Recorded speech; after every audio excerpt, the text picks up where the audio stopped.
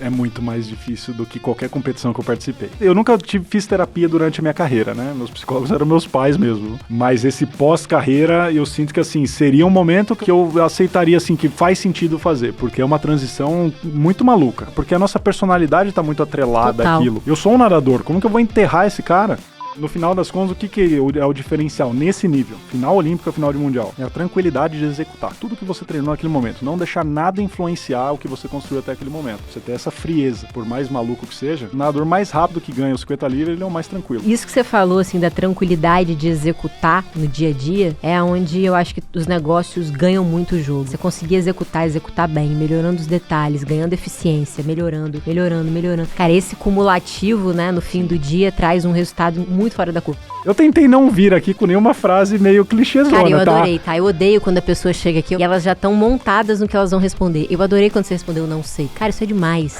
Isso é gente, entendeu? Eu tô conversando com um ser humano. Não tô conversando com um roteiro pensado, detalhado. Muito bom, foi ótimo. Pô, que legal. Que bom que você gostou e é isso aí. Olá, seja bem-vindo ao Sem Atalhos, um podcast G4 Podcasts. Eu sou a Thay Dantas, sou sócia, diretora de marca e marketing de produto aqui do G4 Educação, a evolução da escola de negócios. No Sem Atalhos, nós vamos apresentar para vocês as práticas, as ferramentas e as estratégias para você conseguir construir a sua vida de alta performance. Se você acompanha o Sem Atalhos, já deu para perceber que não há caminho fácil quando a gente escolhe viver uma vida de alta performance. Quero fazer uma pergunta rápida aqui para você. Que nota você dá para o seu time?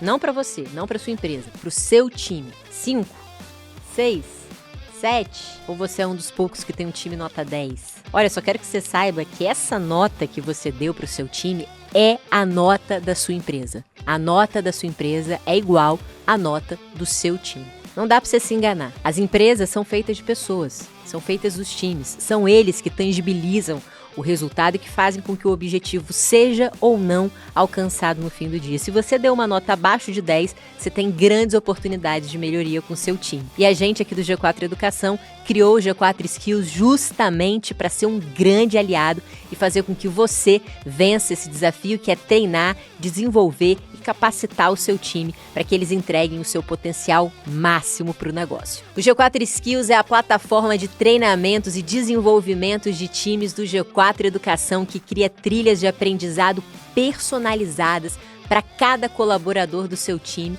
desenvolvendo assim todas as habilidades que aquele colaborador precisa para entregar o que você precisa para o seu negócio. Quer conhecer o G4 Skills de maneira gratuita? Eu tenho um presente aqui para você. É só você escanear esse QR Code que está aqui na tela ou clicar aqui no link da descrição do Spotify e você vai ter acesso a 7 dias gratuitos de demonstração do G4 Skills e já vai poder vivenciar os benefícios incríveis dessa plataforma de inteligência artificial desenvolvida aqui pelo G4 Educação. Depois me conta se você gostou.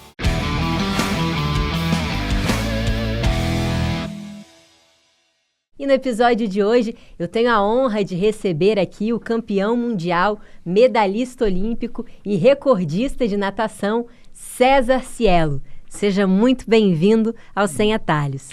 Muito obrigado, Thay. É um prazer estar aqui. Espero que eu consiga ajudar aí, oferecer ideias que ajudem os nossos ouvintes aí a buscarem performances melhores.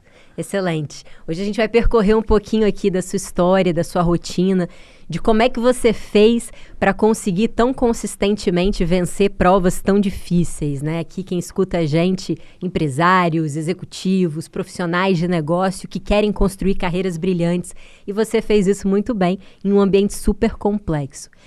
E aí eu já começo fazendo a minha primeira pergunta. Eu vi recentemente alguns vídeos seus falando sobre disciplina e tem uma coisa que você traz que é muito interessante, né? Porque tem aquelas pessoas que são super disciplinadas, que treinam direitinho, que dormem bem, que se alimentam bem e que, cara, no treino eles brilham, eles fazem resultados incríveis e chegam no momento da prova, às vezes por questões emocionais, pelo nervosismo, não conseguem desempenhar tão bem quanto desempenham no treino. E outras pessoas que são o oposto disso. Não são tão disciplinadas, não se alimentam tão bem, não treinam com a frequência correta. E quando chegam na prova, pela calma, ou até mesmo usando dessa dopamina, dessa adrenalina, conseguem ir melhor nas provas do que são no treino. Como é que você vê que as pessoas que estão ouvindo a gente, que estão no ambiente normal, podem juntar essas duas coisas? Como é que isso afeta um atleta lá na hora, cara? Você tá ali, naquele momento, todo mundo torcendo por você ou contra você. Como é que isso bate no atleta? Olha, tá, eu tenho que ir para várias veias, né, para responder essa pergunta, porque assim, eu nunca fui o atleta que não treinou e se deu bem lá na frente. Eu não conseguia porque eu construí a minha confiança em cima do meu trabalho. Então, a minha confiança vinha de estar atrás do bloco e ter a certeza que eu tinha feito absolutamente tudo para eu estar no meu melhor ali. Quando apareciam, por exemplo, atividades, eventos que eu tinha que fazer, que eu poderia fazer, e atrapalharia a minha rotina. Eu evitava fazer sem saber se o meu treino me levaria a medalha de ouro. É isso que o atleta faz, né? Aparece um evento sexta-feira à noite. Não posso ir, tenho treino sábado de manhã. Não quer dizer que esse treino sábado de manhã te garante a medalha de ouro. Sim. Mas te dá a chance de ganhar a medalha de ouro. Se você não for, você não vai ganhar. Isso é uma certeza. Na minha cabeça era assim que eu trabalhava. Mas eu acho que no final das contas tudo vai do direcionamento do foco. Porque numa final olímpica, numa final de mundial, num campeonato juvenil, eu garanto para todo mundo que está ouvindo, todo mundo ali está morrendo de medo. Só que por razões diferentes, né? Por direcionamento de pensamentos diferentes. Um está com medo ali por causa da expectativa que os amigos e a família têm, o outro pela pressão, que ele é um talento, ele sempre foi muito bom, está todo mundo esperando que ele nade bem, mas ele não gosta muito daquilo. Tem aquele que tem outro tipo de pressão. Então, no final das contas, eu acho que a gente tem que estar sempre muito consciente do nosso 101%. Eu falo muito em 101% porque a gente tem que ir além. 100% você vai ser talvez excepcional na sua carreira. Se você quer o extraordinário, você tem que ir um pouquinho a mais. E esse um pouquinho a mais vai de você melhorar de alguma forma. Eu acho que a gente tem esse autocontrole. Né? Todo mundo que está ouvindo aqui, se você sentar na cama hoje, e de verdade, você se perguntar, fizer uma meditação ali na cama, o que eu poderia fazer amanhã que me traria um resultado melhor? Eu vou voltar para essa mesma cama amanhã à noite, como que eu volto uma pessoa melhor? A gente não vai gostar das respostas. Porque a cabeça vai dar pra gente. A gente sabe o que tem que fazer. É que a gente precisa de amigo, precisa de um terapeuta, alguém para falar, mas a gente sabe essas respostas. Se a gente colocar em prática essas respostas, vai acontecer isso. Então, na verdade, no final das contas, é você buscar o seu extremo, o seu melhor, a sua evolução. O único papel que a gente tem é ser melhor do que a gente foi ontem.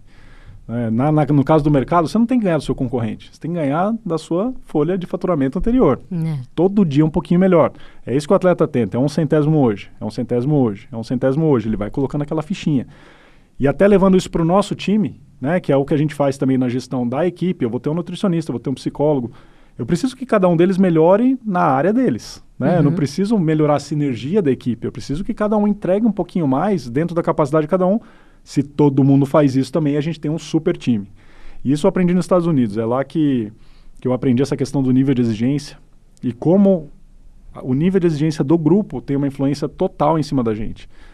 A gente precisa de pessoas ambiciosas perto da gente. Pessoas que querem chegar onde a gente quer chegar, ou até mais que a gente. Pessoas que realmente buscam, né, resultados expoentes. É muito fácil a gente estar perto de pessoas que comem bem, dormem bem, treinam bem. É difícil estar perto de pessoas que comem muito bem, pessoas que dormem muito bem, que te deixa até naquele desconforto que é um desconforto saudável. Pô, aquele cara está fazendo, eu não estou fazendo.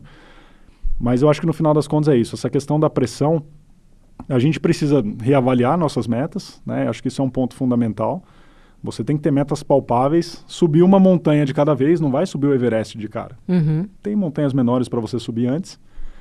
E ao longo do tempo aí é lembrar que o objetivo comum em toda essa jornada, eu tenho 20 anos de natação competitiva, sempre foi ser melhor do que eu fui ontem. Um pouquinho mais rápido, um pouquinho mais rápido. Chega uma hora que não dá para treinar mais. Não tem como eu treinar mais. Eu não consigo treinar mais forte, não consigo treinar mais volume. Como que eu vou melhorar? Vamos olhar para a nutrição, vamos olhar para o sono, vamos olhar para a rotina, vamos olhar para outras coisas. Então, você acaba tendo um olhar 360 para você buscar esses detalhes aí, né? Que tudo, no final das contas, podem ser esse 1% de cada área da sua vida que vai, no final das contas, te entregar um resultado melhor. Isso não estava programado, mas como você falou muito dessas pequenas melhorias, desses detalhes, como é que é a sua rotina, cara? Assim, e você pode até falar de como ela é hoje, mas e como ela era no momento também que você estava se preparando para alguma grande competição.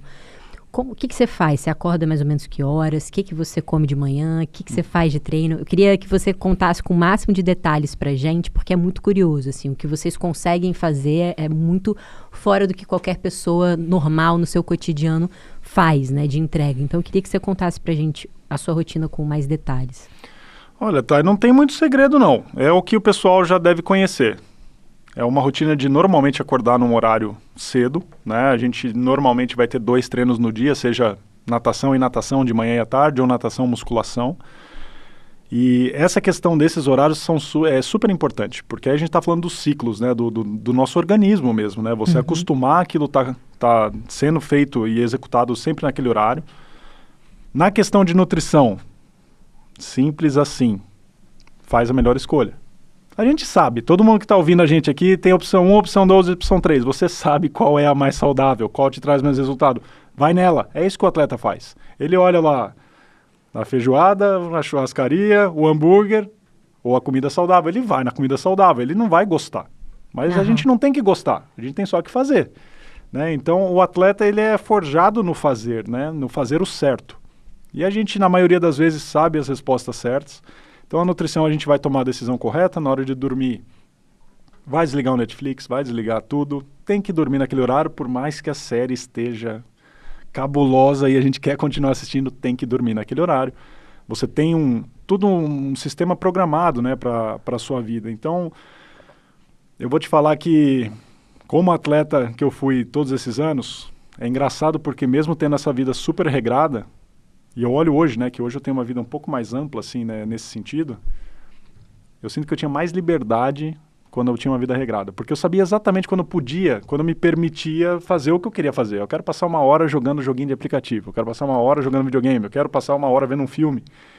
Hoje tem hora que eu não deveria ter ficado essa 1 hora, né? Ou será que dá, será que não dá? Que a gente tem WhatsApp, tem e-mail, coisa de empresa é outro cenário, né? Mas quanto mais você conseguir deixar uma vida disciplinada, então a gente toma um café, vai treinar, vai ter uma alimentação pós que a gente já preparou no café da manhã para levar para o treino. Volta para casa, se alimenta de novo, vai descansar, vai treinar de novo. No meio das sessões aí, vai tentar ver um vídeo, alguma coisa que possa te ajudar na questão biomecânica, né, te ajudar numa execução melhor. Então é muita repetição. É muita repetição. No final das contas, assim, olha, um treinamento normal de um nadador, tô falando até de um velocista, ele vai dar 10 mil rotações de braço por semana. Né, cada braçada contando como uma rotação. A gente vai dar 5 mil saídas no ano, 5 mil mergulhos do bloco no ano. Para naquela hora do vamos ver, é aí que o jogo é ganho. Você poder desligar a sua cabeça. O piloto automático toma conta. E toma mesmo? Toma. No meio da competição você não pensa em nada, você está ali 100%. Quem pensou não ganhou. É rápido assim, tá? Não dá tempo. Não dá tempo porque, assim, suas marcas, você tá numa zona meio...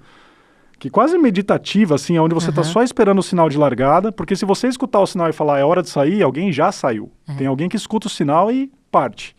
Então o piloto automático é mais rápido. A verdade é que a gente sabe, né? O nosso subconsciente funciona muito melhor. É por isso que eu falo, sempre faça as perguntas dentro da sua cabeça e escute as respostas. A gente tem aqui dentro, né, o nosso próprio terapeuta. Tem as respostas do que a gente quer na maioria das vezes.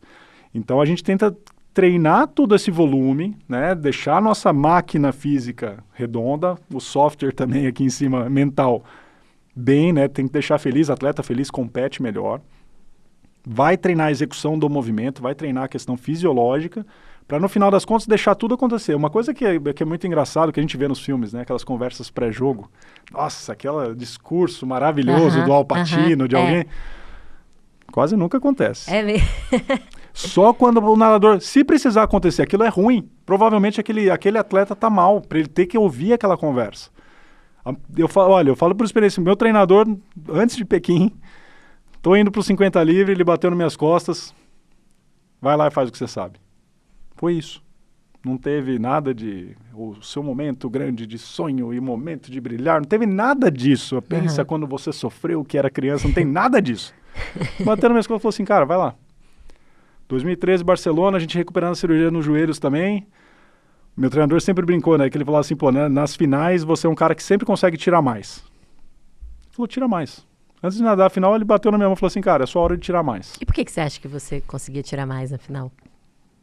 Você acha que a pressão te ajudava de alguma forma? Eu sempre gostei, sempre gostei, né? Assim, era um gosto, não gosto, né? Por dentro eu tava assim, pô, eu vou ver do que eu sou feito hoje. E ao mesmo tempo, assim, não der, vai ser uma desgraça isso aqui, né? Mas a gente fica naquele debate interno, né? E como meu treinador sempre foram essas conversas. E na minha cabeça, a hora do jogo era a hora do jogo. Eu treinava muito bem, eu fazia tudo o que tinha que fazer de forma exemplar, né, o meu máximo o tempo inteiro. Mas na minha cabeça eu tinha uma marcha extra. Assim, ó, carro de 6 marchas, eu tinha a 7ª para competição. Eu guardava ela para competição. Então, não sei, é uma coisa mental mesmo. Não tem nada de falar assim, eu realmente tinha uma velocidade extra. Não tinha. Uhum. Mas na hora da final, eu estava com o foco em continuar melhorando. Continuar melhorando, não estava vendo a medalha. Né? Você não pensava, não era esse seu foco? A natação não tem nem como, né? É até engraçado a gente falar disso, porque assim, se a natação fosse um nadador de cada vez, a gente fosse colocando os tempos ali numa lista, daria na mesma. Quem é o nadador mais rápido? O primeiro fez tanto, o segundo fez tanto. Só que a gente põe junto para ficar mais agradável ali para a televisão. Basicamente é isso, né? Então eu só tenho que melhorar, né? E eu não tenho controle no nadador do lado. Eu não vou lá, vou puxar o pé dele embaixo da raia. Vocês olham? Você olha pro lado? Só os dois do lado, tá? Os outros eu não consigo ver. Então assim, ó, tiveram algumas vezes que eu tinha a percepção que eu tinha ganho a prova. Mas eu batia na parede e eu virava pro placar assim, por favor, senhor, fala que meu tempo foi o mais rápido, por favor. Porque eu não sei o que os caras do lado fizeram, né? Além desses 2 que estão no meu retrovisor aqui. Uhum. As outras raias eu não faço ideia. Então, o nosso único papel é fazer o nosso melhor e executar naquele momento. E aí que entra muito daquela psicologia que tá meio na moda hoje de Instagram. A gente precisa tomar cuidado com essas coisas. Você precisa querer muito, você tem que querer mais. Todo mundo quer. Todo mundo quer. Imagina chegar pro 2º lugar e falar você não ganhou porque o campeão queria mais que você. Ele vai matar a gente, né? Ele treinou igual um louco também. Então, no final das contas, o que é o diferencial nesse nível? Final olímpica, final de mundial. É a tranquilidade de executar. Tudo que você treinou naquele momento. Não deixar nada influenciar o que você construiu até aquele momento. Você ter essa frieza. Né? E por mais maluco que seja, o velocista que ganha, o nadador mais rápido que ganha o 50 livre, ele é o mais tranquilo. Porque ele tem que ter calma para executar tudo o que ele treinou e aí no final das contas, né, colocar em prática ali uma prova excepcional no piloto automático dele. A gente consegue pensar na prova, mas eu não estou pensando por braçada. Né? São braçadas de 50 centésimos cada uma, 55 centésimos cada uma. É tudo muito rápido, você tem que deixar fluir. Eu estou mais preocupado em controlar o esforço ali e dosar a energia, o pulmão, né, o oxigênio, do que em técnica. Eu não estou pensando, abraçar tem que entrar ali, abraçar. Não, isso aí está tudo acontecendo. É igual, eu fico totalmente outro nível, mas eu surfo. Então, o surf, pra mim, diferente da academia, na academia eu consigo, tô malhando ali, fazendo musculação, eu consigo pensar em outras coisas, até viajo às vezes. Mas no surf é impossível. Tipo, eu entro ali com a minha prancha, tô num mar que não é o meu ambiente do dia a dia. Putz, eu posso tomar uma onda na cabeça, então eu tenho que estar ligado, eu tenho que estar presente ali porque a onda vem. Eu tenho outro cara que pode me atropelar ali de prancha que está vindo perto de mim. Eu tenho ali embaixo que eu não sei se tem peixe, eu não sei o que tem ali embaixo. E quando eu vou pegar a onda, se eu pensar sobre aquilo, eu não consigo surfar. Então eu preciso estar ali, tipo assim, vivendo cada uma das coisas indo no automático. Não tem como eu ficar no racional. Agora eu dou essa abraçada, agora eu faço... Cara, se eu fizer isso, eu perco a onda, né? A gente fala até que quem tá começando a surfar embica muito por causa disso. Porque a pessoa fica pensando, ela olha pra trás, aí quando ela começa a remar, ela já tá na posição errada, ela já embica a prancha porque ela não tava presente naquele 100%. E tem uma experiência engraçada, que eu fico pensando um pouco isso também dentro dos negócios, que é quando eu era bem novinha numa competição de escola de natação, eu tava muito na frente. Eu não fazia ideia, porque diferente de você, eu não tava olhando nem pra ninguém do meu lado, tava lá nadando e tal, eu tava muito na frente. Aí por algum motivo eu comecei a ouvir o pessoal gritando meu nome. Aí eu falei assim, fui olhar. Parei assim, olhei pro lado, olhei pro outro, e o pessoal... Aí eu perdi. Aí eu fui, quando eu não consegui retomar o passo, eu fiquei em segundo lugar, porque tipo, a pessoa passou na minha frente nesse tempinho que eu parei pra olhar, que eu fiquei distraída com o que estava acontecendo ali fora, né? E isso que você falou, assim, da tranquilidade de executar no dia a dia, é onde eu acho que os negócios ganham muito o jogo, né? Você conseguir executar bem, melhorando os detalhes, ganhando eficiência, melhorando. Cara, esse cumulativo, né, no fim do dia, traz um resultado, tipo, muito fora da curva. Você tem um baita plano estratégico, mas você não consegue executar o plano. Ou você executa ele mal, você vai tendo outras ideias, você vai se distraindo, no final você executou outra coisa completamente diferente e não conseguiu, de fato, ir melhorando o que você já estava fazendo. Você se dispersou com o externo. E agora você é empresário também. Como é que tá essa jornada como empresário? Olha, tá sendo divertida. Foi legal essa transição, né? Desafios novos, né? Mas eu acho que muito do que você falou é o que eu trago pro meu ambiente de hoje, né? Que nem você estava falando do surf aí. O lance é o agora, né? Você tá vivendo aquele momento, né? Você tá pegando aquela onda, caiu, vem outro, né? Não pegou, tem que esperar por uma próxima, né? Você sabe que passou, você não vai alcançar a onda e pegar lá no meio do caminho. Então, eu trago esse ensinamento, né? Porque é o que a gente também aprende muito com o esporte de alto rendimento. Naquela hora, e não vou nem falar só da competição, naquele dia de treino, que eu tô triste, briguei com alguém na família, tô triste, alguém tá doente. Naquela hora do treino, nada do que eu for fazer vai resolver aquele problema. Eu tinha que treinar como um campeão olímpico, mesmo tendo a maior dos problemas e desafios que eu tivesse na minha vida. E eu trago isso muito para o meu cenário de hoje, né? Quando a gente vai tomar uma decisão, não é o que eu quero fazer, é o que é melhor, né? Então não tem emoção, não tem preferência, tem decisão baseada em dados, né? Em conjunto que a gente faz com os nossos times, em prol da melhora, né? Tem hora que aparece alguma coisa e fala, pô, seria tão legal fazer isso, mas não é hora ou não faz sentido, né? E a gente passa por situações como essa muito parecidas no esporte. Então, é aquela coisa, parece bobo, mas eu gostaria de usar tal traje para competir. Não é a hora de treinar, você treinou o ano inteiro com ele, você vai nadar com esse aqui que você treinou. E jogando sempre dentro do que eu conheço, né? Eu nunca me aventurei a nadar peito, porque eu sei que não ia dar certo, né? E no final da carreira eu não ia começar a nadar costas, né? Porque o meu negócio era nado livre. Então, eu trago isso muito para mim. Eu continuo na minha raia, eu estou dentro do meu alcance. Os meus negócios todos envolvem esporte, né? Quais são os seus negócios? Conta pra gente. Hoje a gente tem um clube, tá, em Piracicaba, de raquete. Eu falo clube de raquete porque a gente tem vários esportes. A gente tem pádel, tem beach tênis e tem pickleball lá em Piracicaba, né? Num clube grandão lá. Como chama? Chama Sharks. Sharks. Até com ex-amigos meus, ex-amigos não, né? Sacanagem com os amigos. Ex-nadadores amigos meus que nadaram em Piracicaba comigo, né? A gente se juntou lá para montar um clube, porque a gente tem a mesma pegada. E foi uma coisa que eu também vi ao longo da minha transição.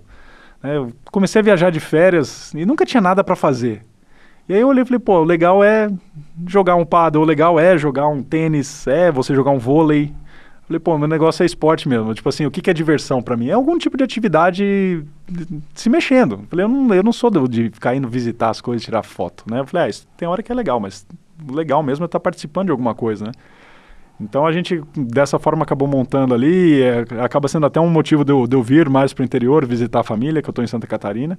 Então a gente tem esse clube de raquete, a gente tem um programa de natação, que ele tem um método de ensino de natação, né, principalmente para a escolinha aí, então é uma iniciação na natação, mas que a gente não se limita a isso, vai até o competitivo, e a gente não é só um método onde a gente chega no lugar e treina os professores, né, a gente gosta de realmente ter uma pessoa nossa lá, então vamos dizer que é uma franquia híbrida, vamos falar dessa forma, que a gente tem um coordenador nosso fazendo a gestão da qualidade do negócio. Tenho também feito muitas palestras, né? Isso é o que tem mais decolado e eu vou te falar que eu não planejei fazer isso na minha vida. Mas começou a aparecer. Depois ali de 2019, começou a aparecer algumas. Aí veio a pandemia, deu uma derrubada nisso e o pós-pandemia tem sido uma doideira, até conciliar a agenda, né? Então são várias coisinhas aí que a gente vai fazendo. E agora eu estou para lançar um aplicativo, né, de natação também, que é para o atleta master, porque agora eu sou master, eu não sou mais competitivo alto rendimento, né, tá? Então eu vou fazer um software ali para nós, ali um produto que feito para o atleta master, porque hoje a gente tem que pensar no quê? A gente tem que pensar em trabalho, estresse do dia a dia de trabalho, estresse da família, né, ter que levar filho, tá cansado dessas coisas e ainda conseguir fazer um treino que é compacto. Eu não posso pedir para um atleta master fazer um treino de 2 horas. Então a gente montou ali, eu e meu time montamos planilhas ali de 30 minutos, até para a pessoa poder fazer no meio do treino, no meio do almoço, vai lá, faz um treininho de meia horinha, consegue voltar para o escritório, e suficiente para a gente poder competir, a gente se encontrar nas competições master. Legal. Então foi sempre envolvendo o esporte de alguma forma, né? O clube de raquete que fugiu um pouquinho. Mas também é esporte. Mas é esporte também, eu não saio desse meio, é o que eu gosto de fazer e é o que eu tenho, vamos dizer assim, de certa forma, quase um PhD fazendo, né? Então eu tento ficar na minha raia, eu tento ficar na minha linha de conhecimento ali.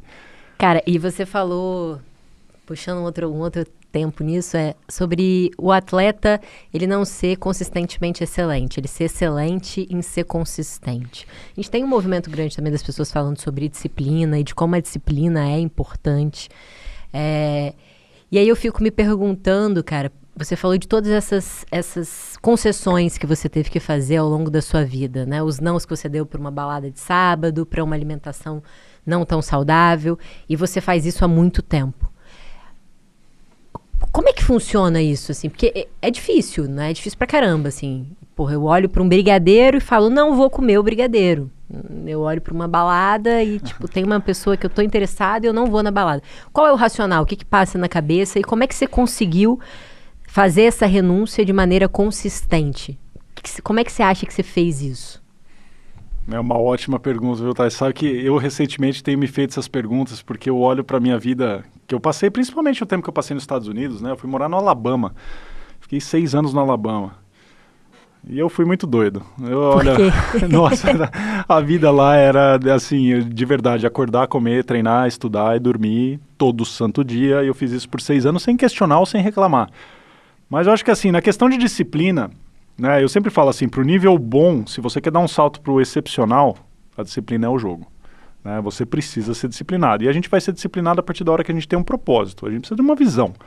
Ser disciplinado por ser disciplinado não faz você ganhar o jogo. Ninguém ganha uma medalha olímpica e fala, eu ganhei porque eu sou extremamente disciplinado. O cara tem um propósito por trás. Né? É o sonho da vida dele. E não precisa ser nada hollywoodiano. É isso que eu falo pra todo mundo. A gente às vezes fica esperando umas respostas ali, né? Lindas, maravilhosas, montadas.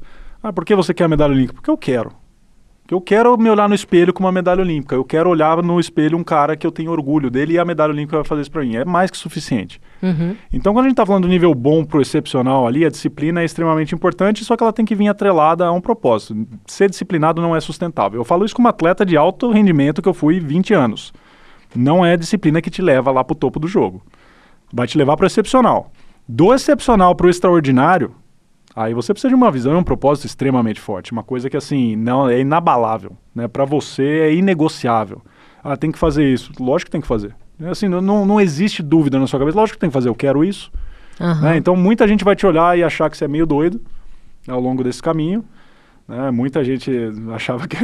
Hoje até meus amigos falam, né? Eles falam, pô, a gente conversar com você, a gente viu uma obsessão meio doentia nas coisas. E pra mim era normal. Eu não tava vendo dificuldade naquilo. Por que tem? Amanhã eu treino sábado, 7 da manhã. Tá bom. Pô, todo mundo reclamando. Eu falei, mas não tem que vir treinar, gente?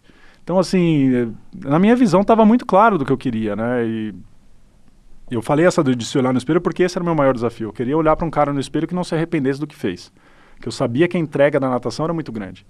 Aí eu pensava assim, pô, eu tô abrindo mão de tudo isso, eu não quero com 35, 40, 50 anos olhar para o espelho e falar, puta, eu entreguei minha vida para esse negócio e não deu certo. Então eu estava disposto a ir o mais longe possível, buscar sacrificar o máximo que eu podia.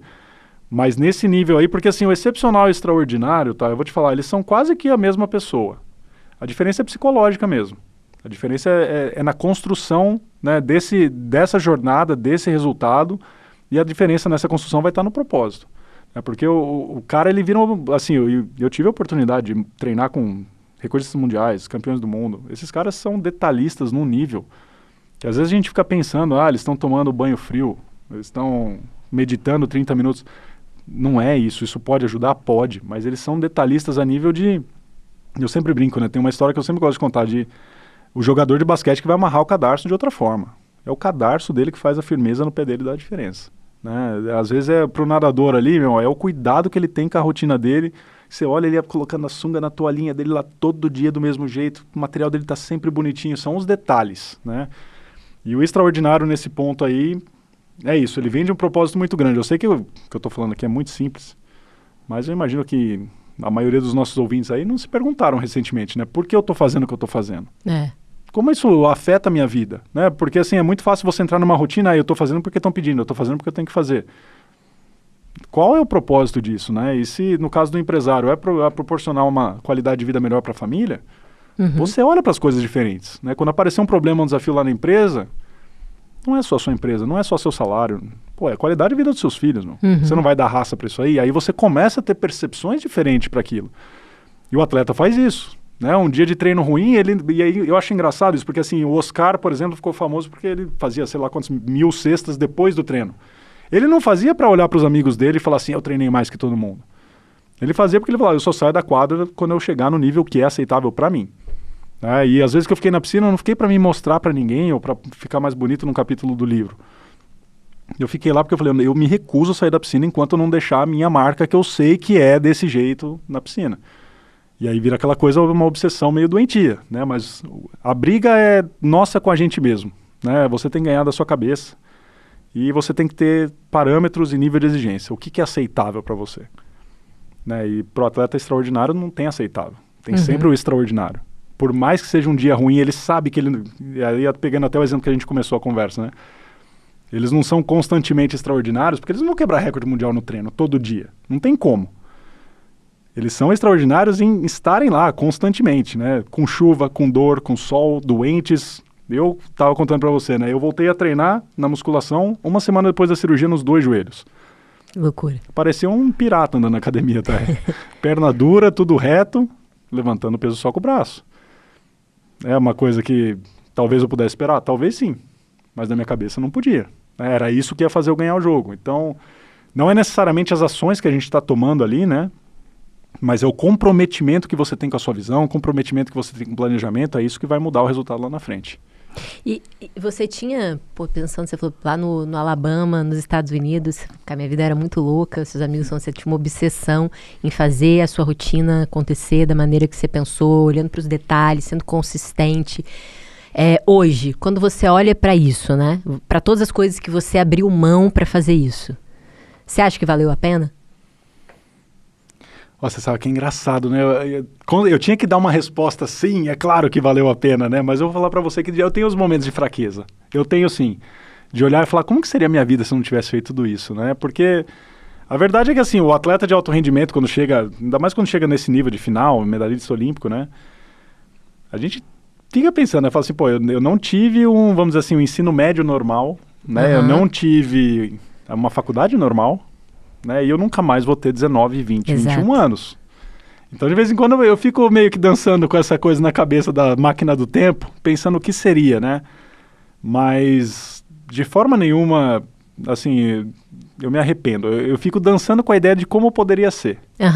Mas eu sempre fiz o que eu queria fazer mesmo. Assim, era o que eu queria, era o que eu estava disposto, estava bem claro com relação aos riscos das ações que eu estava tomando. E no final das contas, eu dei sorte que deu tudo certo. mas faz parte. Eu acho que o e se eu fizesse isso, né? O se eu fizesse aquilo, sempre vai estar na nossa cabeça. Eu acho que no final é você sempre tomar decisões que são mais congruentes com você. E eu acho que isso é um ponto importante dos extraordinários, viu, Tar? Porque assim, quando a gente está assistindo esporte na TV, entram lá os finalistas, né? A gente da plateia, a gente pode fazer meio que um chutezinho ali de quem vai ganhar a prova. Só pela postura. Porque aquele cara é mais congruente. Você olha naquele cara, é um olhar mais duro, né? É uma postura um pouco mais imponente. Você olha e fala, aquele cara eu acho que ele vai ganhar. Por quê? Porque o corpo dele está falando isso, não é ele falando. E isso é importante para nós, para as decisões que a gente for tomar. Né? Se você toma uma decisão sentado no sofá, igual um caramujo. Eu quero ir para academia, mas você está lá sentado. Com um cobertorzinho gostosinho. O que sua cabeça vai falar? É lógico que não. Você precisa tomar uma decisão dessa, dá um pulo do sofá, dá um grito e fala, pô, eu vou pra academia. Eu quero ver se o corpo não deixar sem. Assim, a gente ganha o jogo aí com o esporte, né? A gente sobrepor as vontades que a gente tem aí de preguiça com o que tem que ser feito. E aí são essas estratégias. E os rituais dos nadadores, dos atletas no geral, são um fator, um fator ali extremamente importante. Porque a gente não consegue ganhar só na cabeça. Deixa eu usar ferramentas mentais para direcionar. Por isso que eu me bati igual um doido antes da prova. Me contem os seus rituais. Porque assim, você imagina, no meu caso, né, os mundiais. Né, eu participei de várias finais de mundial. Final, eu não sei qual que é o número, mas enfim, vamos falar das que eu ganhei ali. Eu não me senti bem em todas. Né? Foram 9 situações que eu ganhei individual. Eu vou falar para você que eu me senti bem, perto de muito bem em uma. Quase todas eu queria levantar a mão e falar, gente, vamos dar 5 minutos, não dá para ser amanhã, não dá para ser daqui 1 hora. Porque a gente não quer estar naquela situação, né? Tem dia que eu acordei me sentindo resfriado, me sentindo gripado, né? Com o nariz meio ali trancado. Tem dia que eu acordei com a garganta meio raspando. Dia que eu dormi mal. Dia que eu tô morrendo de medo, tô quase amarelando. Aí o que eu fazia? Eu me batia e mandava minha cabeça ficar quieta. Literalmente você batia, de fato? Me batia forte. Que era a hora que eu tava ganhando do anjinho da minha cabeça aqui, que ele vem, e se você perder? E se você não ganhar? E aí a gente fica negociando com esse cara, ele é um desgraçado, nessa hora ele vai aparecer. E aí eu me bati, eu mandava ele ficar quieto, falava, sai daqui, agora não. Aí eu, vai dar certo, deixa eu pensar no que eu tenho que pensar, ou deixa eu entrar numa outra zona de respiração aqui só para parar de pensar. E aí ele vinha devagarzinho. E se você não conseguir? Ele vem, o tempo inteiro ele vem. E os rituais servem para a gente mudar o nosso estado emocional, porque esse é o veículo número 1. E eu vou falar assim, que os atletas deixam de legado para nós, né? Fisiologia. É o veículo número 1 para você mudar o seu estado emocional. Tá se sentindo meio triste? Põe uma música muito doida, eletrônica que você gosta, faz umas 10 flexões no chão e levanta. Você vai ver como você vai se levantar. Tô sentindo preguiça, não quero ir pra academia. Dá um super pulo do sofá e dá um grito em casa. Como que você tá se sentindo agora? E todo mundo que tá ouvindo sabe que a gente vai parecer que tomou uns 3 cafés expresso na hora. Então a gente usa o movimento do corpo mesmo. Essa é uma das estratégias, né? A gente vê, por exemplo, o Nadal quando vai sacar. Tira a cueca lá de trás, limpa a sobrancelha, vira a raquete. Uma sequência, mas o que aquilo está fazendo? Eu estou numa zona de conforto que eu conheço. Porque se ele parar para olhar, tem 60 mil pessoas olhando para ele. Tem uma câmera em cada canto da quadra. Ele vai falar, o que eu estou fazendo na minha vida? O que eu estou fazendo aqui? Né? Eu não quero isso. Mas ele quer ganhar. Então como que ele sai daquela zona louca dele lá e entra no conforto? Ele faz o que ele faz todo dia. Tenho certeza que aquele esqueminha dele do saque não é só na competição. Ele faz todo o treino. Então ele está assim, eu estou numa zona que eu conheço. Sim. E aí ele desliga e está preparando para a performance. Que animal. Então cada um vai buscar de uma forma, né? E isso não tem receita, né, Thay? Tem gente que tem que sentar e respirar, uma meditação para ficar mais calmo. Tem gente que tem que ouvir a música eletrônica mais maluca do mundo. Tem gente que tem que ver um vídeo do Rock Balboa, né? E sai de lá todo pilhado. Cada um é de um jeito, mas a minha dica aqui pro pessoal é use essas coisas. Todo mundo tem uma musiquinha aqui na academia, quando toca, você fala, o treino rende mais. Se você tem uma ligação com o cliente, se você tem uma reunião importante com o cliente, escuta ela antes. Você vai entrar muito mais feliz na reunião, você performa melhor feliz. Então, é tão básico falar disso, mas é porque a gente não faz. E aí, o que o atleta faz? Ele faz. Então, essa é a diferença, é colocar essas coisas em prática. Cara, total. Eu fico olhando, né? Como é que eu faço para transformar meu dia? Muito bizarro, assim. Mas eu adquiri isso com o tempo. Eu até contei recentemente no outro podcast que eu tinha muita dificuldade de acordar cedo. E é engraçado porque eu sou surfista, eu surfo, adoro surfar. Mas eu não surfava de manhã. De manhã, eu ia pra escola, né? E, enfim, então, por toda a minha vida foi assim. E aí eu surfava de tarde, né? Depois do almoço. Por coincidência, sempre era o momento que eu tinha mais energia. Mas, óbvio, eu sabia que eu ia fazer uma coisa legal, que eu gostava, né? E eu sempre achei, eu sou uma pessoa notívaga. Eu gosto da noite, durmo tarde, que merda, o mundo não me respeita. Eu preciso me adequar a isso, né? E como é que eu vou fazer para conseguir gostar de acordar cedo? E aí eu comecei a acordar cedo aos poucos. Eu fui, e várias coisas foram acelerando, né? Então, tive um período de viagem que eu fui surfar todo dia de manhã muito cedo. Então, sol, o surf, que é uma coisa que eu gosto, aquilo ali já foi me reprogramando. E aí, hoje em dia, o que é que eu faço? É muito a ver com o que você falou. Então, eu nunca acordo, uau, acordei. Mas eu finjo que eu acordei, eu acordei. Eu olho pro lado, aí, tô, né, namoro. Então, a pessoa sempre acorda, acordamos. Fala, não, uhul, a gente acordou, que demais, a gente tá vivo, vou lá, abro a janela, grito, bom dia, São Paulo. Dou um baita grito, falo, uau, vai ser incrível, o dia vai ser... E aí eu começo a entrar naquele mood, né? Eu não tava naquele mood, eu criei aquele mood pra mim. E isso é uma coisa que eu sempre faço em quando eu vou pra alguma coisa que é matar ou morrer. Quando é o meu jogo, né? Quando não é o meu treino. Eu dou aquela, sabe? Eu puxo, assim, uma energia na minha barriga e um sorriso e uma coisa. E aquilo me faz chegar para apresentar uma ideia muito importante, para fazer uma palestra ou para mostrar um resultado difícil. Então, eu chego com confiança, com energia, com disposição. Então, cada momento meu difícil, eu criei esse ritual também. E não sabia que era uma prática dos atletas. Que demais. No final é isso, Natália. Porque, assim, a gente sabe dessas coisas e a gente tá muito em discussão, né? Mas eu não quero, eu não gosto de fazer isso, né? Isso aí eu não gosto de fazer. Eu não gostava de treinar, mas preenchia meu propósito, da onde eu queria chegar. Eu tenho certeza que tem um monte de gente aí que está escrevendo livro que nem é necessariamente escritor. Sim. Eles não devem gostar de escrever. Mas ajuda, por exemplo, essa turma que está escrevendo muito de inteligência financeira. Provavelmente aquele cara não gosta de escrever. Mas ajuda a preencher o propósito de vida dele. Ele quer deixar o legado dele ajudando pessoas a terem mais conhecimento financeiro. Ele passa por isso, ele odeia escrever, mas ele vai escrever. Né? Então, no final das contas, a gente não tem que gostar do que a gente tem que fazer. A gente tem que fazer. E não pensar é uma coisa dos atletas. Tem hora que você fala assim, como você faz tudo isso? Eu olho o que tem que ser feito, eu faço. Não tem resposta boa para isso, né? Mas é isso, no final, esses rituais mudam o estado emocional que a gente está sentindo. É por isso que a gente joga com eles o tempo inteiro, né? Tem que sair daquele caramujo, você tem que quebrar e se mexer. Se mexer, a gente se mexe com o esporte o tempo inteiro, né? Mas isso para qualquer coisa, né? Tem uma reunião super importante, se o pessoal que estiver ouvindo aí quiser se bater, pede para ir no banheiro, ele dá uma disfarçada, se bate no banheiro e entra na reunião com tudo. Dá um grito interno que dá resultado. Mas olha só, César, me fala que você até repetiu isso agora, que você não gostava tanto de treinar, né?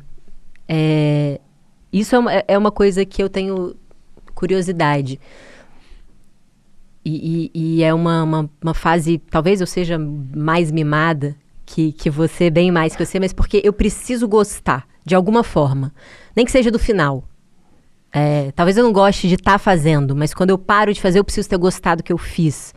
Senão eu não consigo. Antes, hoje eu adoro musculação. Minhas amigas, não, eu faço por obrigação. Adoro musculação.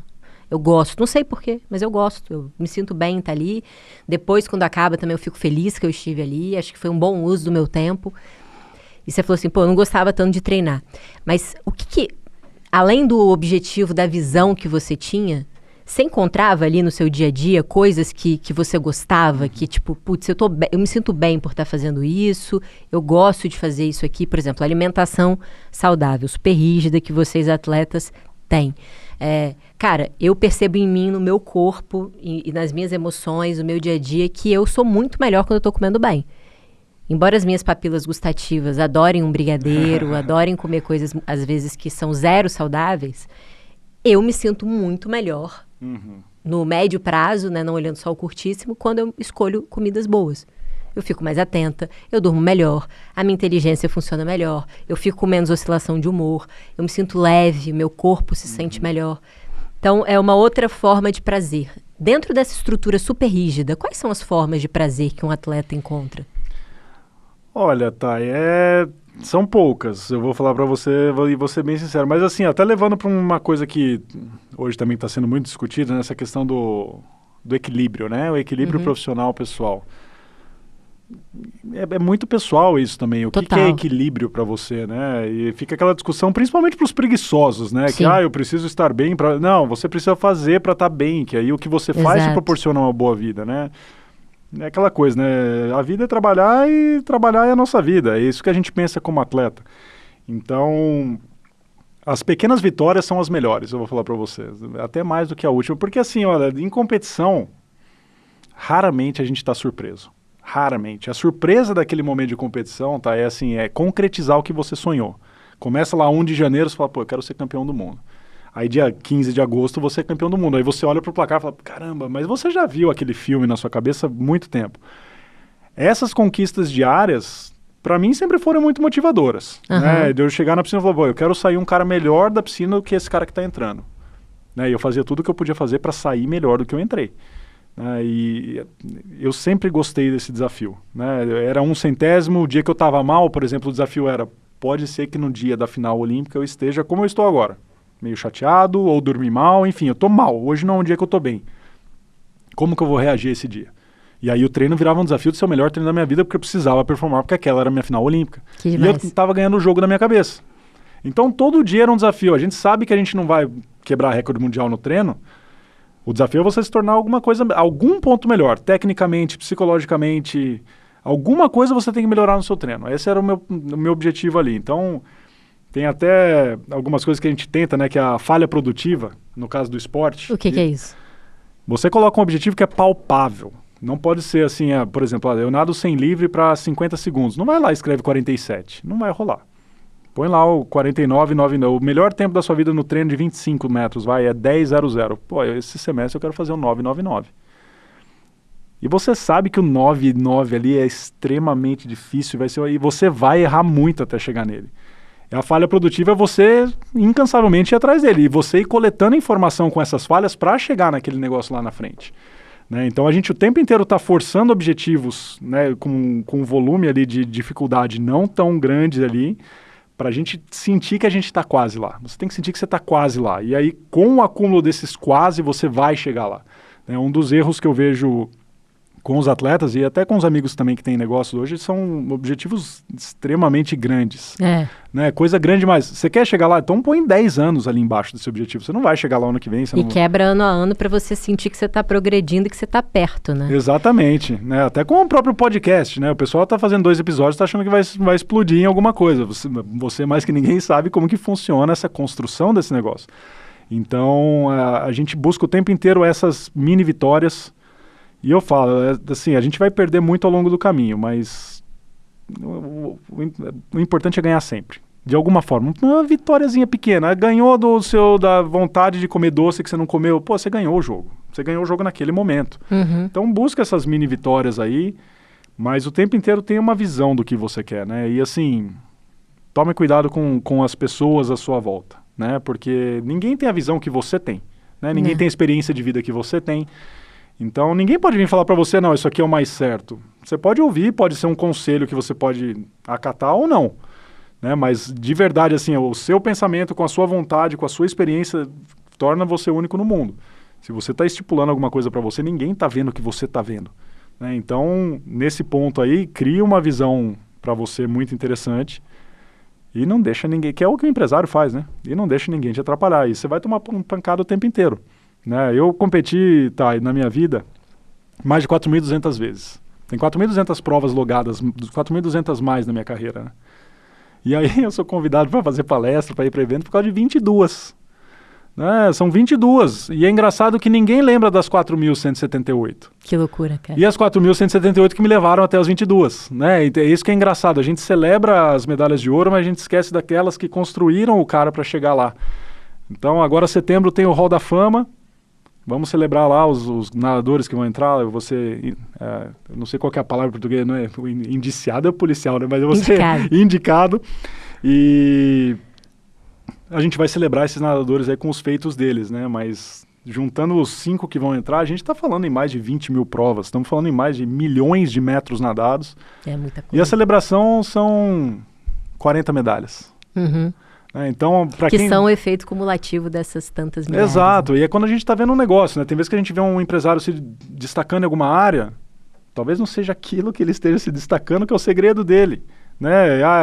Tem um cara que é uma construtora que está vendendo um monte de apartamento, ele é um bom vendedor, não necessariamente construtora. Sim. Né? Então a gente tem que olhar meio que por trás daquilo, e isso que eu sempre gostei de olhar nos meus adversários, nos atletas que eu admirava, falar, pô, beleza, ele está ganhando o jogo, mas por quê?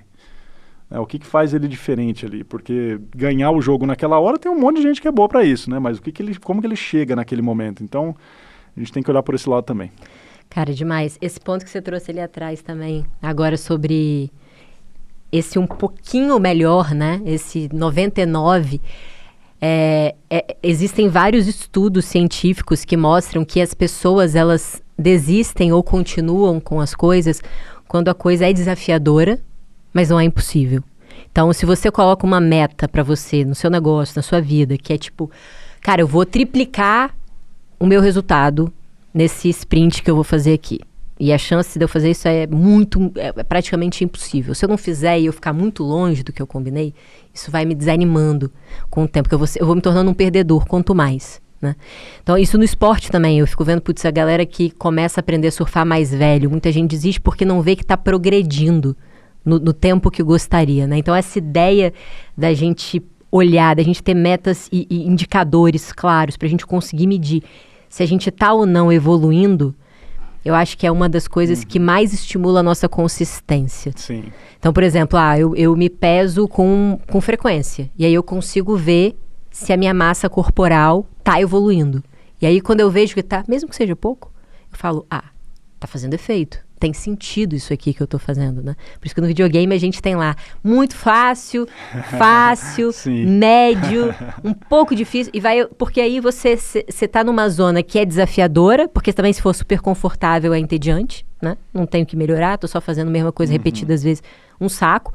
É desafiador, mas é possível. Eu consigo vencer esse desafio se eu me esforçar, se eu me dedicar, se eu treinar mais, se eu dormir melhor, enfim, várias coisas que eu posso ir utilizando. Aí cheguei aqui, opa, beleza, então agora eu posso ir para um desafio um pouquinho maior. Esse senso de evolução é fundamental para a gente se sentir caminhando, né? E aí às vezes a gente vê uns planos de negócio com cara tipo, eu quero ser a maior empresa do Brasil, maior banco do Brasil, nasci hoje. Quer ser o maior banco do Brasil. É um negócio que você não tem indicador, é uma meta super audaciosa, mas assim, super difícil. Tá, beleza, o que você vai fazer nos próximos 3 meses? Qual que é o teu desafio? O que você vai vencer, de fato? E aí você começa a ficar mais perto daquilo, que eu acho que é esses centésimos da natação. Não, com certeza, tá? É muito bem explicado e é o que você tá falando, é um empresário que ele quer triplicar. Aí ele dobra, ele se sente um perdedor. Exato. Então a gente tem que ter esses indicativos, tem que ter plano, né? E tem que ter o propósito. Porque nem no pessoal que começou um esporte, quer começar a surfar, não estou evoluindo. Para que você quer evoluir? Você está em cima da prancha, você está curtindo, você vai para competição? Se você não for para competição, vai lá e curte, meu. Talvez seja o seu momento de escape, né? Total. Então é você saber lidar com as situações, ter objetivos claros, né, para cada uma das coisas. Faz parte do desafio. Lógico que a gente quer ser bom em tudo, a gente quer ser bom rápido em tudo.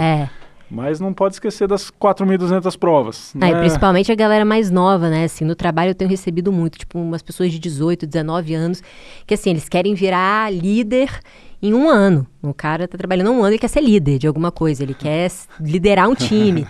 A resiliência está muito baixa, né? Porque, putz, pra você liderar alguém significa que, primeiro, você tem que ser super sênior naquele assunto, porque você tem que ser uma referência técnica também para o seu time. Você tem que desenvolver habilidades interpessoais que são difíceis e que exigem tempo, né? Um menino de 18, 19 anos pode ser, assim, dependendo do contexto que ele veio, que ele tem essas habilidades bem desenhadas, mas a gente sabe que o tempo exerce um papel fundamental ali. Você precisa ter um conhecimento de gestão de projeto, de negócio, de gerenciamento de carreira. E aí as pessoas colocam esse gol, né? Putz, não consegui aqui em 1 ano, então eu vou para outra empresa pior, porque aí lá eu vou ter esse título e vou conseguir de alguma forma me colocar dessa forma. E aí é o que vocês não tem como fazer, né, no esporte, porque você vai ver seu número ali, né? Ele vai estar claro para você, então você não se engana, você tem esse indicador claro. E no final vai de novo, né? Mais uma vez, Natália, assim, você quer entrar num cargo de liderança, mas por quê? E aí os objetivos hoje estão muito rasos, esse que é o problema, né? Então, porque eu quero postar na internet, tipo, isso, cara, não vai... Esse é um objetivo bem comum. Então, porque fica bonito na internet, né? E no final das contas, qual é o benefício disso? Né? É uma sensação boa. E várias coisas podem trazer sensação boa sem toda essa responsabilidade. Então, no final das contas, eu acho que o esporte de alto rendimento, ele deixa essas lições. E ele mostra que a construção do trabalho é, sim, essa escalada. Não tem como fazer. Tem alguns momentos que você consegue pular 2 degraus? Talvez sim. Mas a maioria das vezes vai ser de 1 em 1. Né? Você vai ser primeiro campeão do seu estado, campeão brasileiro, sul-americano, pan-americano, mundial. Né? É uma escalada mesmo. E aí é engraçado que a hora que você chega lá em cima... Como é que é? O que você sente? Você vê que tem outra. É muito doido, tá? É muito doido. Assim, a hora que você chega lá em cima, você fala, ainda não foi. No meu caso, assim, que nem em Pequim, vamos voltar lá para trás. A hora que eu ganhei, isso é engraçado. A primeira coisa que eu olhei pro placar eletrônico foi que não tinha batido o recorde mundial. Mas era um ouro olímpico. Essa foi a segunda coisa que eu pensei e eu falei desse jeito. Eu olhei e falei, não é o recorde mundial. Mas é um ouro olímpico. Cara, que loucura. É loucura total, porque assim, é o nível de exigência que a gente está trabalhando, é o que eu tinha na minha cabeça. Eu entrei naquela final, de novo, para fazer o meu melhor. Não entrei para ganhar a prova. O meu melhor era, eu estava muito próximo do recorde mundial, estava a 6 centésimos do recorde mundial. Eu falei, eu quero bater o recorde mundial na final. Se alguém for mais rápido que eu, não tem o que eu fazer, eu vou ter que ir lá e dar parabéns pro cara, ele mereceu, ele foi ainda mais rápido que eu. Mas eu falei, se eu fizer o recorde mundial, eu me coloco numa posição muito boa. Né? E eu quero bater esse recorde mundial. Aí a primeira coisa que eu olhei pro placar não foi o recorde mundial. Aí depois que peraí, que foi o ouro olímpico, né? Mas de verdade, é a primeira reação que a gente tem. Aí eu saí dessa prova, e sabe quando você tem, assim, nesse caso, eu tinha 21 anos naquela época, né? Você fala, tem mais um monte aqui dentro. Tipo, eu acho que eu aprendi a fazer. Assim, eu acho que eu aprendi dentro de mim, que eu sempre fui um estudante do esporte, né? Falei, deixa eu ver de novo. Aí fomos pro Mundial de Roma, aí sim, eu consegui o recorde mundial, fomos campeão do 50 e 100. Aí chegou lá, mas tá faltando isso. Eu sempre fiquei nessa. Por isso que eu fui todos esses anos. Assim, quando eu ganhei Pequim, eu falei, tá faltando o recorde mundial. Aí eu ganhei o Mundial de piscina longa lá, bati o recorde mundial, mas tá faltando dos 50. Aí eu bati dos 50, mas agora falta piscina curta. Aí eu ganhei piscina curta, agora falta um revezamento. Aí eu fui meio que indo assim, até que chegou a hora que não tinha mais. E foi a hora que eu meio que eu perdi aquela direção que eu tinha de raio laser na cabeça, né? Uhum. Que foi em 2014, no próprio pódio até. Eu subi, tava vendo a bandeira, tava super... Então, mas foi a primeira vez que eu me senti aliviado em ter ganho. Eu não tava feliz, eu tava aliviado. Né? A pressão foi mudando ao longo da minha carreira, né? A percepção das provas comigo e principalmente dentro da minha cabeça, né? Assim, que eu tinha que ganhar. Então, quando eu ganhei lá no Mundial de Doha em 2014, eu subi no pódio e falei, pô, graças a Deus. Agora ninguém da imprensa pode falar mal, ninguém pode falar mal, eu ganhei esse negócio. E aí, no pódio, eu falei, pô, tá errado isso. Não era pra ser assim, ó. E aí eu falei, não, qual que é o próximo objetivo? Eu falei, acho que eu não consegui vir com um. E eu sempre vim automático. Eu vou te falar, eu batia na parede, eu sabia o que eu tinha que fazer no próximo. Eu sabia que eu tinha, esse lado da minha cabeça, ele é frustrante. Nesse sentido. Eu batia na borda, eu sabia exatamente o que eu tinha feito de errado, eu sabia exatamente qual era o próximo passo. Eu não tinha entrado em férias, eu já sabia que eu não podia fazer de novo o que eu fiz naquela prova e qual era o objetivo daqui a 6 meses. Aí eu ia para as férias pensando no objetivo. Era uma coisa maluca, mas assim, no final foi essa sequência que foi acontecendo, né? Eu fui achando desafios e até buscando com outros esportes, né? Até engraçado, uma das carreiras que eu gosto de ver, de usar de exemplo, né? Nesse sentido, é a do Tom Brady agora no final. Uhum. Ele vai parar de jogar, aí ele olhou e falou, não, eu não vou parar só pra todo mundo ficar quieto. Basicamente ele fez isso nos últimos 3 anos. Aí todo mundo falou assim, pô, acho que ele vai jogar até os 50. Ah, agora eu vou parar. É meio que uma coisa assim, eu faço o que eu quero. Que eu quiser, né? Eu tô no controle do negócio. E eu me senti dessa forma, até que, é o que eu sempre falo, enquanto você tem o espírito de aspirante, enquanto você tem a fome, né, do iniciante, você vai ser campeão em tudo que você fizer, né? Enquanto você ainda tem esse espírito dentro de você. O lance que a gente fala, mais difícil do que ganhar é se manter no topo, aquelas frases, né? Eu não acho. Eu acho mais fácil se manter no topo. O topo é só você melhorar que você continua no topo. Uma coisa é você ter que ficar alcançando uma coisa que você nunca alcançou. Alcançou, se mantém lá em cima, é mais fácil. Você já sabe o jogo.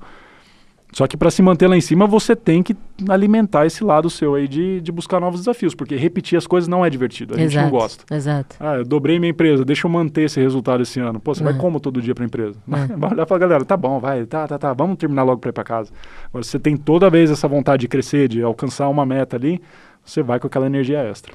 E aí você falou que lá... No momento que você falou, putz, não consegui pensar em um outro objetivo, como é que isso bate, assim, beleza, acabou ali, anestesiou, quando você decidiu parar de fato, putz, você se dedicou muito tempo para aquilo, para aquela vida específica, como é que é a sensação de começar uma outra vida, uma outra jornada? É muito mais difícil do que qualquer competição que eu participei. Olha, é muito mais difícil. Assim, eu de verdade, eu falo... Eu nunca fiz terapia durante a minha carreira, né? Meus psicólogos eram meus pais mesmo. Mas esse pós-carreira, eu sinto que, assim, seria um momento que eu aceitaria, assim, que faz sentido fazer. Porque é uma transição muito maluca, né? Porque a nossa personalidade está muito atrelada àquilo. Eu sou um nadador, como que eu vou enterrar esse cara? Né? Tanto que é por isso que eu oficialmente nunca aposentei. Eu nunca saí do sistema antidoping, eu ainda tô lá. Se eu quiser voltar a competir amanhã, eu posso.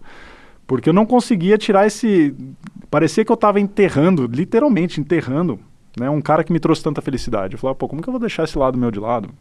Não posso colocar esse cara embaixo da terra. É injusto comigo, é injusto com tudo que eu fiz. Então é um debate extremamente difícil. O que foi me dando clareza ao longo desse tempo aí foram essas viagens de férias que eu falava, pô, tô aqui no hotel, o que tem pra fazer? Deixa eu jogar um vôlei, deixa eu jogar um tênis, né? E eu falei, pô, é o que eu gosto de fazer, é o que, sabe, o que me deixa feliz, é estar jogando alguma coisa, praticando alguma coisa. E entender que a minha profissão era ser atleta profissional, mas que eu vou ser nadador para sempre. Eu achei a minha paz nessa filosofia de vida, né? Eu entendi que eu não sou mais atleta profissional como meio de vida, né? Como trabalho. Mas nadador eu nunca vou deixar de ser, né? A piscina eu tenho uma conexão que vai além do normal, né? Não é... Pra gente é que nem escovar o dente, né? Você não passa um dia sem escovar o dente. Eu não posso passar uma semana sem ir pra piscina. É uma coisa que está dentro da gente, né? E principalmente na questão mental, eu vou te falar, que a natação, né, ela assim como o surf também, né? Ela traz aquela paz que é solitária, tem muitas vezes que ela é chata, né, porque ela é muito solitária, mas ela te dá essa solidão e esse tempo para pensar, ele é muito valioso. E eu sinto falta disso. Hoje, quando eu estou precisando de uma solução, eu estou precisando pensar, eu preciso ir para a piscina. Ponho a touca, ponho o óculos e vou ficar nadando pensando. Porque o nadador está o tempo inteiro conversando com ele, né? Ele está olhando azulejo e conversando com ele, cantando, a gente faz de tudo lá na piscina. E essas reflexões eu sinto que me ajudam muito ainda. É o meu sistema criativo, é o meu sistema de reflexão, de tomada de decisão.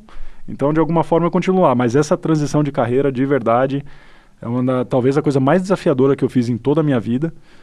E, para ser sincero, eu não concluí ainda essa transição. Eu estou arrastando ela o máximo que pode. Até eu brinco, né? Até o destino colocou o Hall da Fama no meio do caminho agora para ver se eu consigo, né? Mas eu não consigo me desatrelar aí desse lado nadador. Para mim vai ser uma traição comigo mesmo. Então eu estou levando entre eu e a piscina aí numa boa para eu ficar numa boa no dia a dia. E hoje, qual que é o teu grande objetivo? O que te move hoje?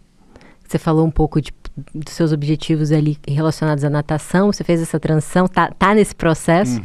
Mas o que você olha, assim, te interessa? O que te dá gás, além da natação que você ainda continua mantendo? Essa parte de trabalhar o fora da piscina, tá, mas estar na piscina é uma coisa que eu gosto muito de fazer, né? De 2016 para cá eu desenvolvi um sistema de cursos, né? São imersões de natação que a gente fez aqui no Brasil, mas fez mais sucesso lá fora do que aqui no Brasil. A Itália me chama com frequência para fazer. E isso é muito divertido para mim, essa questão de poder compartilhar para falar, tá aqui o jogo, considera as cartas que eu estou te dando, se você achar que vale, usa, se você não achar, não usa. Foi assim que eu fiz, né? De realmente tentar ajudar a nova geração a conseguir chegar a resultados diferenciados. E a questão de buscar uma tranquilidade, porque assim, uma coisa que eu quero muito hoje é chegar num ponto que, eu já poderia falar que hoje eu já estou, mas assim, é chegar num ponto que exatamente tudo que eu estou fazendo é por opção de fazer, não necessidade. Né? Então hoje eu estou me organizando para chegar nesse ponto aí.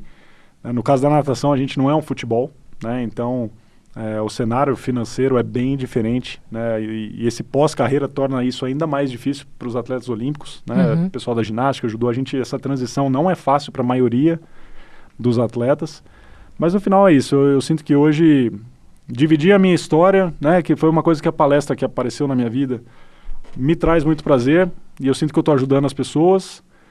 E o meu propósito no começo da carreira, tá, era assim, se eu fosse falar para você, o que eu queria no começo? Eu queria ganhar tudo. E eu queria olhar para o espelho e sentir orgulho do cara que eu estava vendo. Era isso que eu queria até Pequim. Depois de Pequim, meu propósito mudou. Né? Eu lembro que eu subi no pódio e o primeiro pensamento que eu tive no pódio foi, eu falei, eu quero que meus amigos sintam isso. Puta, é bom demais isso aqui. Eu quero que eles sintam esse negócio. E aí foi por isso que o revezamento apareceu na minha vida, que eu falei, eu quero ganhar com eles, porque eu quero que eles saibam. Alguns deles talvez não consigam ganhar uma prova individual. Eu quero que eles entendam como que é subir no pódio e subir em primeiro. E isso meio que virou meio que um meio de vida para mim, sabe? Eu falei, eu quero que eles sintam isso. E eu sinto que eu venho trazendo isso também, junto comigo. Essa questão de, eu quero que mais pessoas sintam como... Mais do que a medalha de ouro, é você ter orgulho de você. Aquele dia, mais do que a medalha de ouro olímpica, eu senti orgulho de mim. Eu olhei e falei, eu sou o cara mesmo. Eu tô bem comigo, é isso. E hoje continua sendo meu propósito aí através do Instituto, né, que a gente tem lá em Itajaí, continuar trabalhando aí para quem sabe aí a gente ter mais pessoas sentindo isso, né? Eu estou tentando ajudar mais pessoas a chegarem a esses resultados. Que demais, bonito pra caramba. E esse ponto que você trouxe dessa reflexão, né, do que a gente quer, por que a gente faz o que a gente faz, para quê, trazer essa intencionalidade para a vida, isso é muito importante, né? A gente conseguir...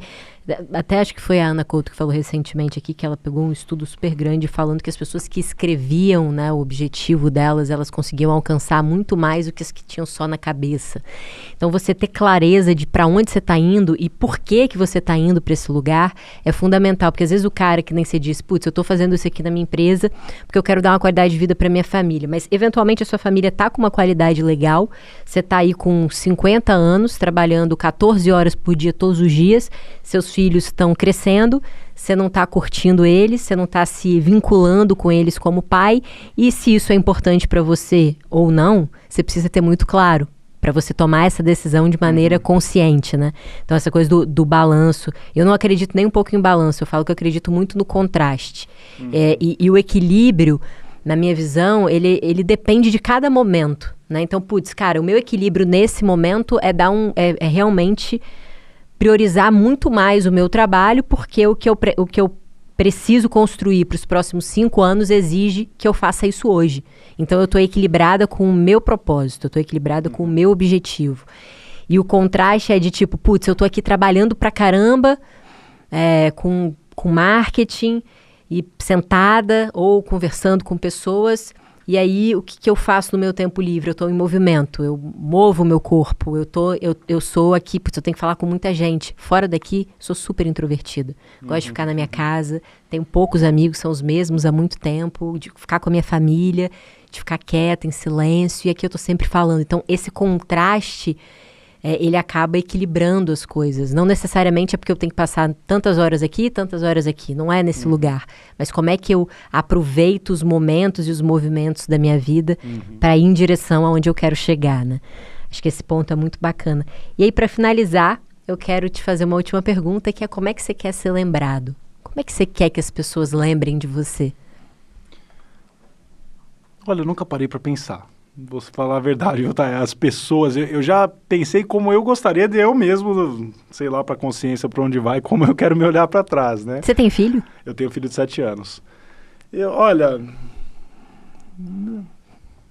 acho que, não sei. Não sei e, sinceramente, não é uma coisa que tá na minha lista ali de o que estaria na minha lápide, alguma coisa assim. Acho que se fosse escrever na lápide lá do cemitério, ia escrever César Cielo, nadador, pai, amigo, tá bom, né? Acho que pra mim é isso aí mesmo, porque... Pô, e é bastante coisa. Tá bom já, né? E eu acho que no final, é aquela coisa de tá tentando fazer o melhor dentro de cada decisão, como você falou, né? Essa questão dos contrastes, né? Você se respeitar mesmo, né? Isso o atleta faz muito bem, né? Tem hora que a gente vai ser taxado de egoísta, pô, você nunca... Não dá pra fazer. Eu prefiro o meu bem-estar nesse momento. Quando der para fazer, com certeza a gente vai fazer aquilo, né? E ter consciência disso e, inclusive, deixar o seu time consciente disso é importante, né? Seja o seu time de casa, o seu time do trabalho, para entender as suas vulnerabilidades ali, porque isso ajuda a deixar o time ainda mais coeso, né? Ainda mais unido. Então, você chegar em casa um dia brava, né? Eu chegar um dia bravo que eu treinei mal, lá o pessoal de casa não preciso nem falar, eles olham para minha cara, hoje não é dia de conversar. Hoje não é dia de... A não ser que seja um problema urgente, emergente agora, a gente precisa resolver. Mas é você deixar o seu time a par de tudo que está acontecendo, porque isso ajuda muito também. E no final, para mim, eu sinto que na natação... Eu demorei para chegar nessa paz, viu? Mas eu sinto que eu estou em paz com o negócio, né? É aquela coisa do sempre podia ser um pouquinho melhor, sempre vai acontecer. Eu vou ter que viver com isso o resto da vida. Mas assim, olha, eu não tenho nada que eu mudaria na carreira. Né? Tem algumas provas que me assombram, que eu falo, putz, por que eu nadei desse jeito? Por que eu fiz aquilo? Elas vão me assombrar o resto da vida. Mas daquele momento, em questão de execução, eu acho que na questão das decisões eu nunca olho para trás e tento reverter a situação de alguma forma na cabeça, até porque isso é uma coisa que a gente adora fazer, né?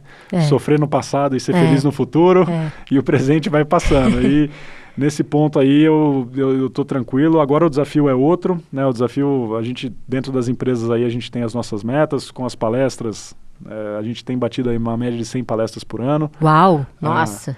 Então, eu lembro quando eu falei 1000 palestras lá atrás, parecia uma coisa meio demais. Eu tô vendo que não é, se eu continuar, enquanto eu tiver gás aí, não é tão Caraca, demais 100 assim. por ano. É uma muita média coisa. É bastante coisa. Contando as online e presencial, todas, né? Mas dá uma média de 100 por ano. E isso é uma coisa que tem me deixado feliz, né? Tem me deixado feliz na questão de mostrar para as pessoas que não é um bicho de 7 cabeças, né? A gente tem a visão, às vezes, dos atletas olímpicos, né? Como lá no alto do Olimpo, né? É um ser humano com uma obsessão fora do comum, que está disposto a pagar preços muito altos pelos negócios que ele está fazendo e pelas decisões. E tem muita gente que faz isso também, né? Então, no final das contas, é o que eu sempre falo, né? Todo mundo pode ganhar, o mundo não está aqui para eu ganhar, você perder. Dentro de cada um, o seu 101%. Para mim, essa é a filosofia de vida, né? Essa é a nossa função na Terra. É você buscar o seu potencial máximo. Né? Você deixar o seu máximo ali que você realmente pode. Eu acho que é isso que vai deixar a gente aí mais tranquilo, em paz. E fiz na piscina, estou fazendo fora agora, né? E vai saber o que o futuro espera, né, tá? E por enquanto eu tô como palestrante, empresário aí, junto com essa turma, mas é aquela coisa, né? O objetivo a gente sempre escreve a lápis. Precisou ajustar, vai lá, apaga e escreve ele de novo. Mas tem que escrever, como você falou, tem que escrever sim. Isso faz parte do processo. Eu li esses dias até, se eu não me engano, depois o pessoal da internet pode me corrigir, acho que 3% da população de baixa renda nos Estados Unidos tem objetivo escrito em papel. Então você vê, 97% não está mal financeiramente à toa, né? São várias coisas, e é engraçado porque quando eu cheguei nos Estados Unidos, o meu treinador lá, tá, ele era bem cirúrgico nas coisas, né? E eu cheguei lá, eu era o terceiro melhor nadador do Brasil, eu não era nem campeão aqui ainda. Aí ele chegou pra mim, primeiro dia de treino, ele me chamou no canto e falou assim, qual que é o seu objetivo na natação? Falei, caramba, mano, quero ser um campeão mundial.